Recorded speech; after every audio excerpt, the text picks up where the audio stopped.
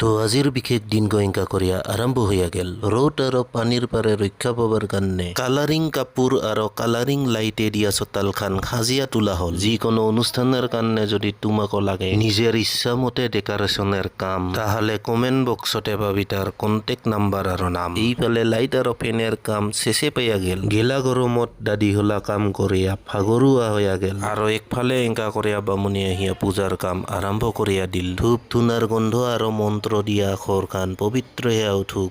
এংকে একফালে আমাৰ গাঁৱৰ চবে শাক কুটাত ব্যস্ত আৰু আনফালে আমাৰ দাদিয়ে ৰান্ধাত ব্যস্ত। আমাৰ প্ৰেম ভাইটিও কম নহয়। মণ্ডপ গো কি ষ্টাইলত সাজাব তাকে আছে ভাবিয়া। গতিকে ফেচবুক আৰু ইউটিউবাৰ ৰাইজ স্ক্ৰীনশ্বট আহিয়া থকা এই ছোট্ট কামখিনি দিবি কৰিয়া। আমাৰ পাপলু বেটাৰে আছে চুলাকৰণ কালিকা দে। তাহলে এংকা কৰিয়া আজিৰ ডায়েৰীৰ পাতখান সমাপ্ত কৰবাই হ'ল। তাহলে এলা ফলো আৰু সাবস্ক্ৰাইব কৰাহে কথা।